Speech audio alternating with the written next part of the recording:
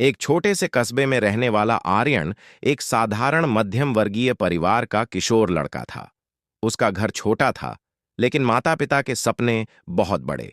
हर सुबह उसके माता पिता दरवाजे पर खड़े होकर उसे देखते, आंखों में उम्मीद भी थी और चिंता भी।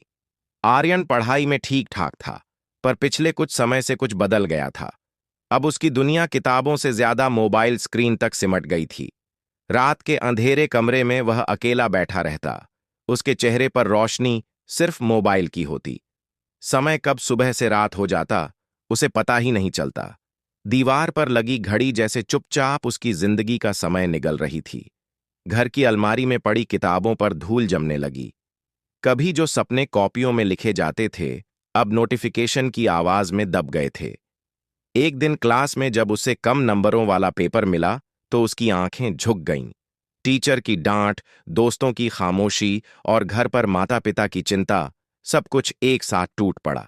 माँ रात को चुपचाप भगवान से प्रार्थना करती, पिता बिना बोले उसकी तरफ देखते, और आर्यन, वह फिर से मोबाइल में मुस्कुराता हुआ खो जाता, बिना ये सोचे कि पीछे उसका भविष्य धुंधला होता जा रहा है।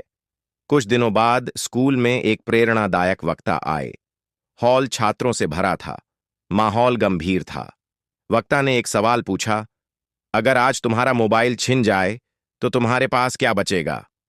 पूरा हॉल सन्न रह गया। आर्यन के अंदर कुछ हिल गया। उस रात वह देर तक जागता रहा। मोबाइल बगल में रखा था, खिड़की से चांदनी अंदर आ रही थी।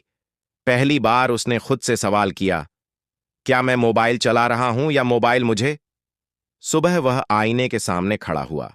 आंखों में डर भी था, पर उससे ज्यादा संकल्प। उसने मोबाइल एक तरफ रखा और पढ़ाई की मेज पर बैठ गया। शुरुआत आसान नहीं थी। किताबें खुली थीं, लेकिन मोबाइल पास में पड़ा उसे बुला रहा था। अंदर एक लड़ाई चल रही थी, आदत बनाम आत्मनियंत्रण। उसने टाइमर लगाया। पहले 30 मिनट पढ़ाई, बस इतना ही लक्ष्य रखा। रातें बदलीं। अब मोबाइल की जगह लैंप की रोशनी थी। आंखों में थकान थी, पर चेहरे पर फोकस। दिन बीतते गए। आर्यन बदलने लगा। रिजल्ट वाले दिन वह नोटिस बोर्ड के सामने खड़ा था। दिल जोर जोर से धड़क रहा था। जब उसने अपना नाम अच्छे नंबरों के साथ देखा, तो उसकी आंखें भर आईं।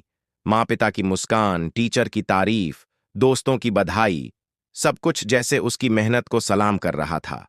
अब आर्यन मोबाइल से नफरत नहीं करता था, लेकिन वह उसका गुलाम भी नहीं था।